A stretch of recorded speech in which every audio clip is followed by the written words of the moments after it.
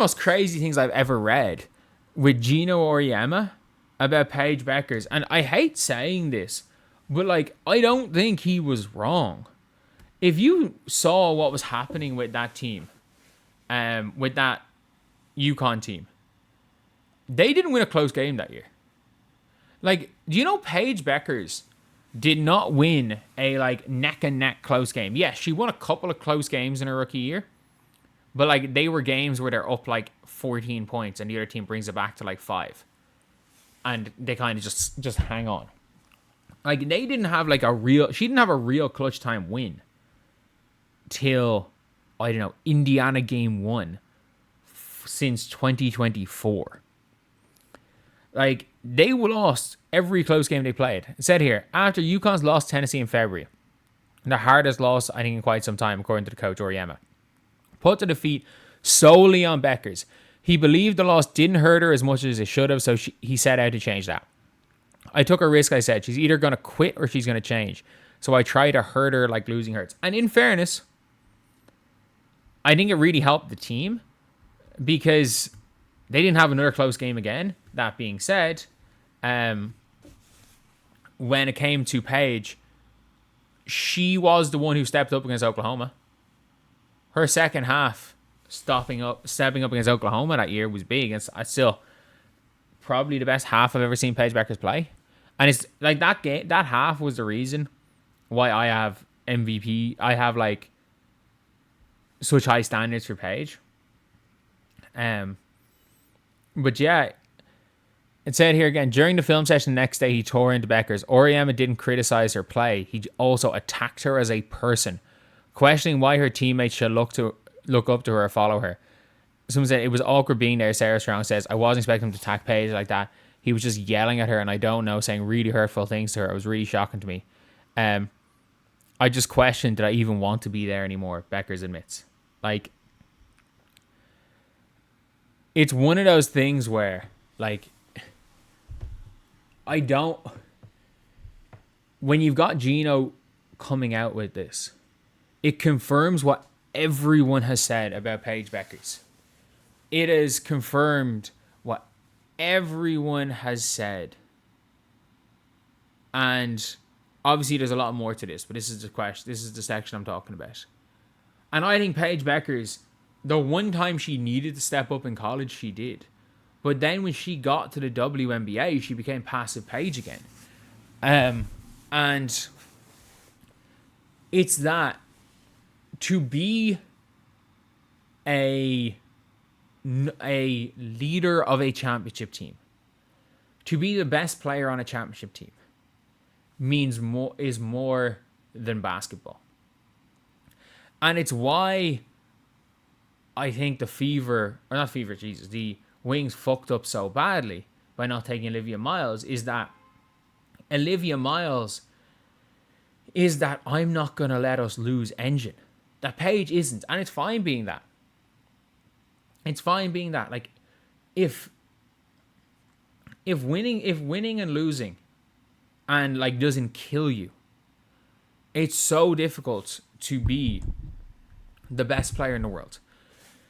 It's so difficult to be the best player on a championship team. And look, I'm going to be real here.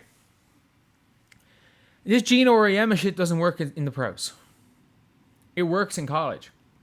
Like, you're not going to have a coach willing to like attack you as a person in the pros when you don't care about winning. You're not going to have that in the pros. You're not going to have the coach to get that type of motivation for you as a pro, because not only is it a very different thing, as a pro and as a player attitude-wise, because let's be real, like if a coach says that as a pro and you're the number one option, you just go, get rid of coach. But you're not getting rid of Gino Auriemma. Like, the power dynamic is very different, where in college the coach is the star. Coach is the biggest star. In the pros, the player is the biggest star. And not only that, like Sarah Strong being like, it's awkward to be there. I wasn't expecting to attack Paige. He was just yelling at her, I don't know, saying really hurtful things to her. At the pro level, if you see a coach doing that to a player, you're just going to go, you just trade me. I don't want to deal with this shit. I don't want to deal with this shit. And if that's what's needed to light a spark under Paige, maybe we're overrating Paige. As in, maybe I'm overrating Paige. I think Paige Bueckers is going to go down as one of the 5 greatest guards to ever play the game. And maybe she's just going to be a really good player. Because there's a big difference between... There's a mentality you need to have to be one of the 10 to 15 greatest players of all time. And this should not have been released. This should not have come out there, because the one criticism people have of Paige Bueckers coming into as a pro is her mentality. And you've basically said, yeah, Paige Bueckers,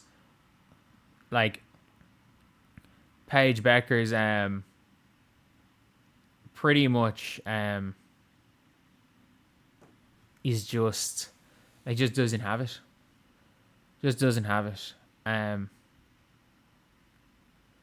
And even apparently AZ Fudd said that she expected her final year to be fun and easy. And Oriana pushed her to the limit and maybe even beyond as he tried to get the best out of her. And it didn't. It said here that moment nearly completely fractured the relationship. Like, it didn't get the best out of her. Because I thought she was what? The 3rd best player on that team in the Final Fours? AZ Fudd. It was a battle for MOP between AZ Fudd and Sarah Strong. And yes, I understand Paige Bueckers carried them against Oklahoma. But that was a game. That was one game she carried them against Oklahoma. Like, we're now talking about, like, a player who they said before this, she expected to come in and just to be easy. Like, there is a mentality that the Taurasis have, the Ages have. And again, look, we didn't really... Olivia Moss has been a better pro when she was in college. That the Caitlin Clarks have. And it's like... It's very tough to get to the level of one of the greatest ever without having a killer mentality. And like, look, I don't think LeBron James has a killer mentality. I think LeBron James is just the greatest athlete of all time, and he developed that. Problem is, Paige isn't the greatest athlete of all time. Like, she's just a hooper. But like, is her peak really damn good player, or is it one of the greatest of all time? And when you're seeing these kind of things where these type of reactions, these type of comments can absolutely work, they're either going to be great or terrible. But like, we have seen Paige Bueckers, in fairness, take this on board. They didn't lose the rest of that year, and then go back to being passive Paige again after her rookie year. And then in her second year was an MVP candidate coming into All-Star break, and has just been fine since the All-Star break. She's on multiple games. She has scored 2 points. 2 or less points going into halftime in a game that they had lost. One of them was in a game that they'd won, didn't even need her. And one of them was in a game they'd already basically lost, and then ended up with 20. Like, it is a bit concerning for her, but look, she's still young-ish. Hopefully she can figure it out. But either way, like, Paige not working out is a perennial all WNBA player and one of the 25 greatest players to live. Like, that is not working out for Paige. So, like, we're not pretending that, like, there's a world where Paige is a bust or anything. But, like, there's a world where Paige not working out is not winning an MVP.